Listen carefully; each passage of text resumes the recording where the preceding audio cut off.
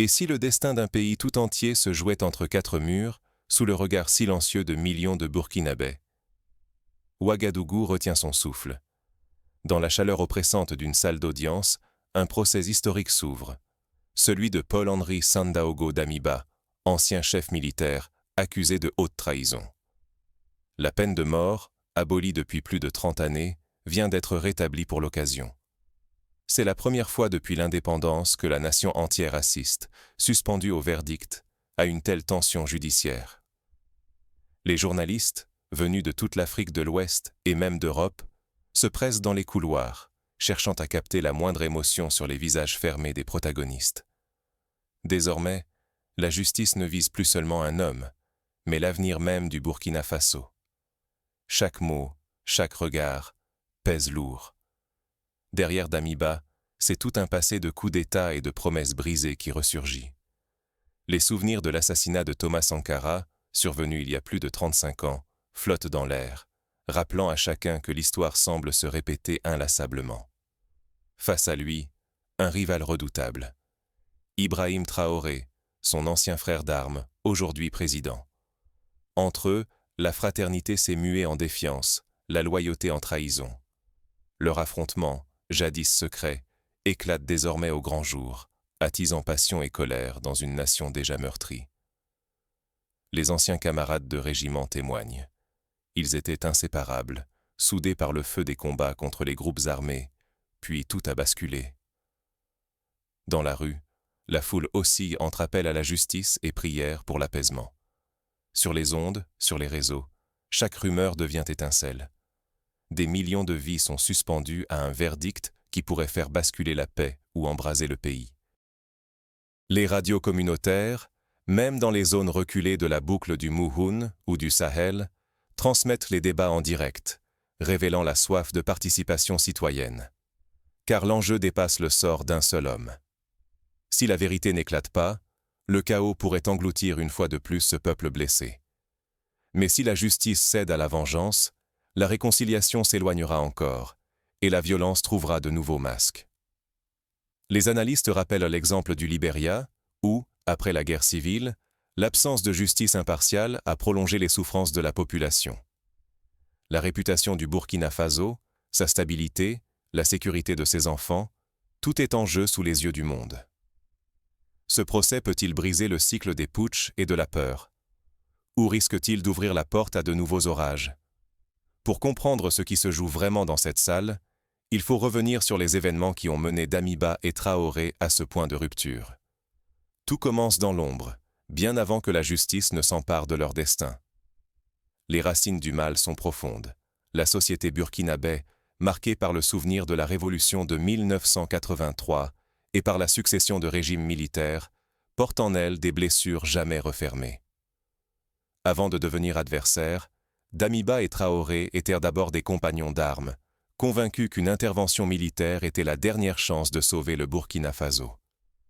Leur alliance, forgée dans l'urgence et la défiance, n'a apporté qu'une succession de crises et de promesses non tenues. On se souvient des images du 24 janvier 2022, où, à l'aube, des colonnes de blindés sillonnaient les rues de Ouagadougou, semant la stupeur et l'espoir mêlés. En janvier de l'an 2022, Damiba renverse Roch-Marc Christian Kaboré par la force. Il promet alors de ramener la sécurité, de vaincre les groupes djihadistes qui ensanglantent les campagnes et sèment la terreur dans les villes. Pendant quelques semaines, l'espoir renaît. La population, épuisée par les attaques, commence à croire au changement. Les enseignants comme les commerçants osent à nouveau rêver d'un lendemain paisible. Mais l'illusion s'effondre rapidement. Sous Damiba, la situation se détériore. Les attaques s'intensifient, les populations fuient par dizaines de milliers, les villages les plus reculés se sentent abandonnés. La confiance disparaît, remplacée par la peur et la colère. À Djibo, à Arbinda, à Kaya, les écoles ferment, les marchés se vident, la vie s'arrête brusquement. Les ONG internationales tirent la sonnette d'alarme, évoquant une crise humanitaire à grande échelle. En septembre de cette même année, le scénario se répète. Ibrahim Traoré, capitaine et bras droit de Damiba, orchestre un nouveau coup d'État. Au lever du jour, Ouagadougou résonne des tirs. En quelques heures, Traoré destitue celui qui fut son chef. Promesses renouvelées, fidélité brisée, la boucle infernale reprend. La population, abasourdie, ne sait plus à qui accorder sa confiance. Certains, comme Madame Caboret, institutrice à Bobo-Dioulasso, confient « On pensait avoir tout vu, mais chaque nouveau coup d'État nous enlève un peu plus d'espérance. » La communauté internationale assiste, inquiète et impuissante, à ce nouveau basculement. Damiba s'exile brièvement au Togo, mais les pressions diplomatiques l'obligent à revenir à Ouagadougou. Là, un procès hors du commun s'ouvre, sous la menace rétablie de la peine capitale, abolie depuis des décennies, mais restaurée pour punir les crimes d'État et le terrorisme. Le Conseil de sécurité des Nations Unies, l'Union africaine, la CEDEAO multiplient les appels au respect des droits humains, sans grand écho face à la détermination des nouveaux maîtres du pays. Désormais, ce n'est plus seulement un homme qui va être jugé, mais tout un système qui a sacrifié des milliers de vies au nom d'une stabilité illusoire.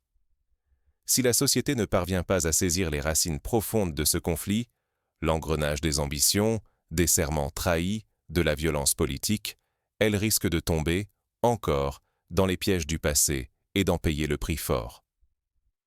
Un professeur d'histoire de l'université de Ouagadougou rappelle à ses élèves que le Ghana voisin a lui aussi connu, dans les années 70 et 80, une succession de coups d'État ayant freiné son développement pendant plus d'une génération. Le procès qui s'ouvre à Ouagadougou ne vise pas seulement à établir des responsabilités. Il devient le théâtre où se joue l'avenir du Burkina Faso tout entier. La salle d'audience, surchauffée, vibre sous les caméras, les micros des reporters et les yeux humides des familles de victimes. Les débats sont retransmis en direct sur la télévision nationale, suscitant des rassemblements spontanés dans les quartiers populaires, où chacun commente, analyse, s'inquiète ou espère. Au tribunal de Ouagadougou, chaque témoin, chaque pièce à conviction devient une étincelle sur une poudrière. Dans la salle comble, l'air vibre d'espoir, de colère, de peur et d'un désir féroce de justice. Le procès d'Amiba entre dans la zone de turbulence et tout le pays retient son souffle, divisé jusqu'à l'os. Les enfants, même, en parlent dans les cours de récréation, demandant à leurs parents « Est-ce que la paix va revenir ?» Dès les premières minutes, la tension monte. Les premiers témoins, d'anciens proches de Damiba, avancent à la barre. Leurs voix vacillent, mais leurs mots frappent. Ils accusent l'ex-chef d'avoir ordonné l'abandon de villages entiers, exposant des dizaines de milliers de civils aux groupes armés. Les noms de localités, naguère paisibles, sont désormais gravés comme des cicatrices brûlantes sur la mémoire nationale. La Cour déploie alors ses preuves. Des enregistrements audio, des documents confidentiels sont révélés, réunions nocturnes avec des chefs de groupes armés, promesses chuchotées dans l'ombre, enveloppes de billets glissées sous la table. Les procureurs dénoncent des paiements occultes, des alliances douteuses, des pactes faustiens pour acheter la paix ou détourner les yeux sur certaines routes ensanglantées. Des extraits de conversations sont diffusés, où l'on entend Damiba promettre à un chef rebelle de fermer les yeux sur certains passages en échange d'une trêve temporaire. Face à la tempête, Damiba se lève, livide mais droit. Sa voix hésite, puis se raffermit. Il nie toute trahison. Pour lui, ces négociations étaient des stratégies de survie, des trêves imposées dans l'urgence pour éviter l'innommable. Il fallait choisir entre l'impossible et l'insoutenable, répète-t-il, affirmant que ses propos ont été sortis de leur contexte, déformés par des adversaires qui veulent sa chute. Il évoque des nuits sans sommeil, des appels désespérés de maires de village ou de chefs religieux, suppliant qu'on négocie au moins une pause humanitaire. La défense contre-attaque sans attendre. Les avocats de Damiba brandissent à leur tour des preuves. Notes internes, messages confidentiels, témoignages écrits. Ils pointent du doigt le camp Traoré. Selon eux, plusieurs hauts gradés aujourd'hui au pouvoir auraient eux-mêmes détourné des fonds, manipulé des rapports, grossi les failles pour évincer Damiba et consolider leur pouvoir.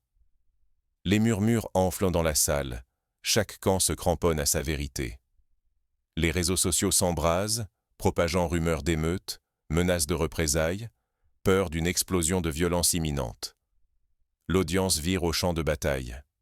Les avocats s'affrontent, les témoins s'effondrent, les familles endeuillées réclament des comptes, tandis que les partisans de chaque bord retiennent leur rage ou leur ferveur.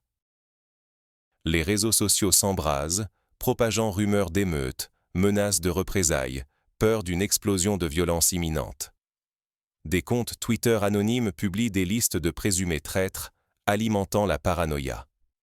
Le risque est immense. Soit la justice devient une arme de vengeance, soit elle se montre impuissante, incapable de juger sans rallumer les braises d'une guerre civile. Plusieurs observateurs craignent une répétition du scénario ivoirien de 2010, lorsque le verdict d'un procès politique a précipité le pays dans la violence post-électorale. Sous les regards du public tendu, une nouvelle phase du procès s'ouvre, celle des révélations inattendues et des choix impossibles. La tension atteint son paroxysme alors que le tribunal s'apprête à entendre un témoin clé. Il s'agit d'un officier intermédiaire qui affirme avoir assisté à des réunions secrètes entre Damiba et des chefs rebelles. Sa déposition, attendue de tous, pourrait faire basculer le procès. Le Burkina Faso se retrouve à la croisée des chemins. Le procès de Paul-Henri Sandaogo Damiba dépasse désormais le cadre national. Il secoue les certitudes, fait trembler toutes les frontières de l'Afrique de l'Ouest. Les voisins, du Mali à la Côte d'Ivoire, observent avec anxiété, redoutant un effet domino susceptible d'embraser toute la région. Un verdict exemplaire pourrait marquer l'histoire.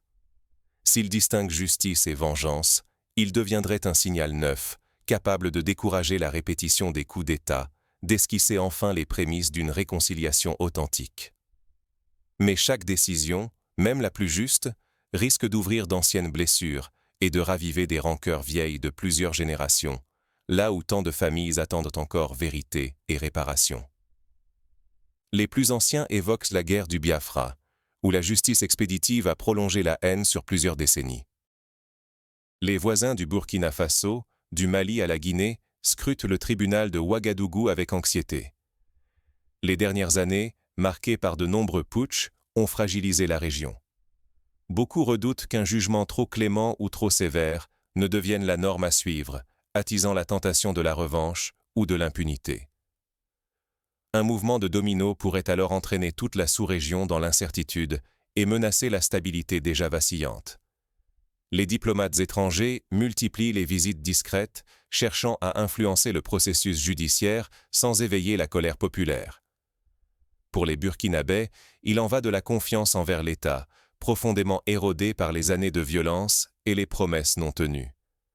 Si le verdict paraît injuste, la déception pourrait se muer en colère et nourrir de nouveaux cycles de conflits. S'il est équilibré, il offrirait peut-être l'espoir d'une paix inédite, encore inimaginable il y a quelques mois. Le souvenir du Rwanda, où la justice transitionnelle a permis une reconstruction relative, hante les débats. Rien n'est joué. Même la sentence la plus mesurée ne suffira pas forcément à refermer les plaies ouvertes par des décennies de sang, d'exil et d'humiliation.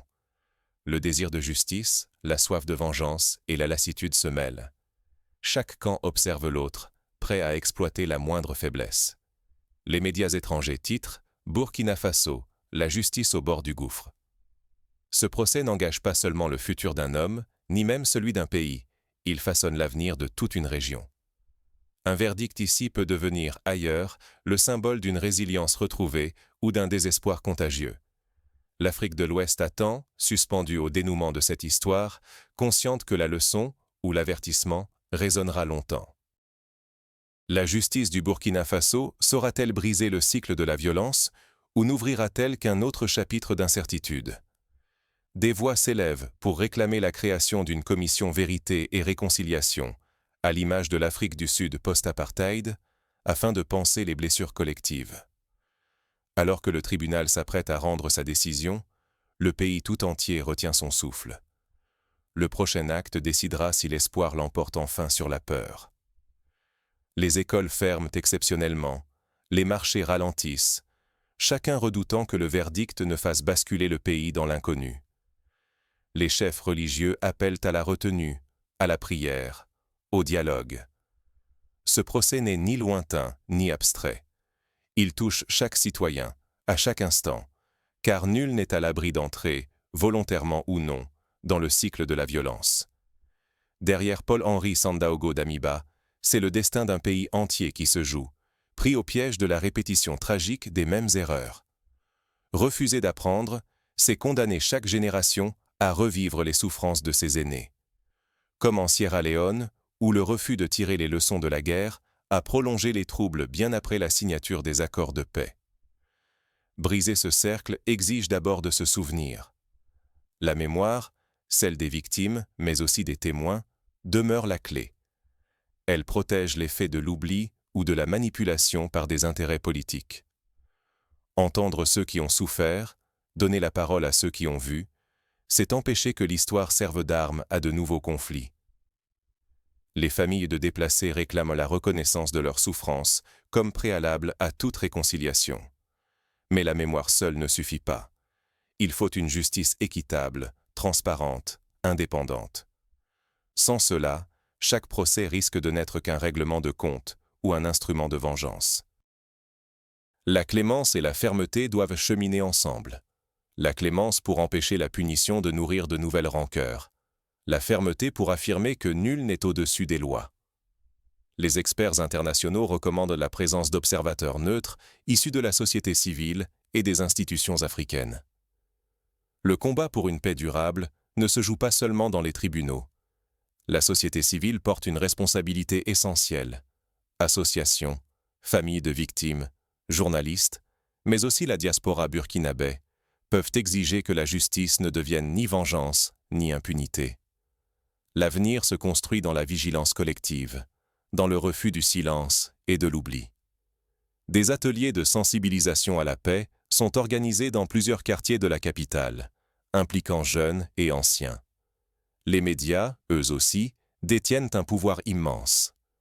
Informer sans attiser la haine, donner la parole sans partialité, créer un espace où la vérité peut émerger et où la cohésion nationale se reconstruit, petit à petit. Chaque mot, chaque témoignage est une résistance contre le simplisme et la stigmatisation. À la radio, des émissions spéciales invitent des victimes, des experts, des religieux à débattre et à réfléchir ensemble. Face à l'ampleur de la tâche, le découragement menace. Pourtant, chaque citoyen possède un pouvoir. Exiger la transparence, refuser la fatalité de la violence, agir, même humblement, pour renforcer la paix. Les leçons du passé n'ont de valeur que si nous les transformons en actes, ici et maintenant. Un exemple frappant. Au Sénégal, après la crise de 2012, la société civile s'est mobilisée pour encadrer la transition démocratique et prévenir la répétition des erreurs passées. Si la société burkinabé échoue à tirer ses leçons, elle condamne ses enfants aux mêmes souffrances, aux mêmes exils, au même deuil que les générations d'hier. Rien n'est écrit d'avance. L'avenir dépend de la vigilance, de l'écoute et de l'engagement de chacun, aujourd'hui plus que jamais. Le rôle des écoles, des familles, des leaders traditionnels est déterminant pour transmettre la mémoire collective et promouvoir l'esprit de dialogue. Mais alors, comment la salle d'audience réagit-elle à la tension croissante? À l'extérieur, l'attente devient insupportable, chacun redoutant que le verdict ne fasse basculer le pays dans l'inconnu. Certains commerçants ferment boutique plus tôt, les taxis évitent le centre-ville. La nervosité est palpable jusque dans les moindres gestes du quotidien. Demain, plus rien ne sera comme avant. Que retiendrez-vous, vous aussi, de ce procès? La question ne s'adresse pas seulement aux Burkinabés, mais à tous les peuples confrontés à la tentation de la violence et de la revanche. Face à la justice, chacun se retrouve seul devant sa conscience. Ce procès n'est pas uniquement celui de Paul-Henri Sandaogo Damiba, ni même de ses adversaires. Il incarne le jugement d'un peuple entier, pris en étau entre l'appel de la paix et le poison de la vengeance. Comme l'a écrit un poète burkinabé, « La justice est un miroir. Qui s'y regarde, y voit ses propres blessures. » Ici, la douleur des familles brisées côtoie la colère des déplacés et la peur muette de voir l'histoire se répéter. Les mots prononcés au tribunal ne s'arrêtent pas aux portes de Ouagadougou. Ils traversent chaque village, habitent chaque foyer, hantent chaque cœur du Burkina Faso. Les griots, dans les villages, racontent déjà cette histoire, la transformant en légende d'avertissement pour les générations futures. On aimerait croire qu'un seul homme peut porter le poids des blessures d'un pays. Pourtant, la réalité est plus complexe. La justice peut apaiser, mais elle peut aussi raviver les plaies les plus anciennes. Elle unit parfois, mais elle divise aussi. Ce qui se joue ici, c'est la capacité d'une nation entière à regarder son passé en face, pour choisir, ou non, un avenir différent. Comme au Chili, après la dictature, où la justice a été le point de départ d'une lente reconstruction nationale. La vengeance veille, tapie dans chaque verdict, dans chaque murmure. Ignorer l'instant, ou refuser de comprendre ce qui s'y joue, c'est risquer de voir la tragédie se répéter.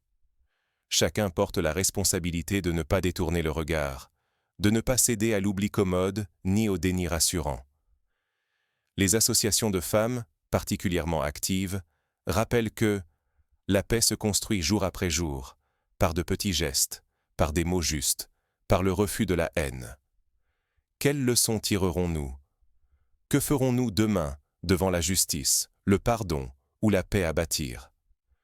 Le procès de Damiba n'est qu'un miroir tendu à la société, un test pour sa mémoire, sa force de résilience et son désir de justice véritable.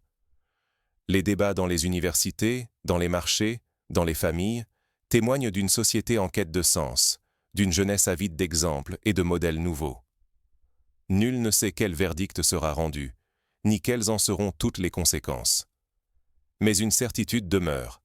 Ce moment sera gravé dans l'histoire du Burkina Faso. À chacun de lui donner un sens. Prenons l'exemple du Maroc, qui après les années de plomb, a su transformer la douleur collective en moteur de réforme et d'ouverture. Si ce procès vous bouleverse, peut-être est-ce l'heure de réfléchir à votre rôle face à l'injustice, à la violence et à notre mémoire commune. Car la justice la plus profonde commence, parfois, par une prise de conscience intime. Oser dialoguer, écouter l'autre, refuser la facilité du jugement hâtif. C'est ainsi que naissent les sociétés capables de se relever des pires épreuves, que chacun, à son échelle, devienne acteur de paix. Que ce procès ne soit pas seulement une page d'histoire, mais le point de départ d'une ère nouvelle, où la justice s'allie à la mémoire et où le Burkina Faso, enfin, choisit la voie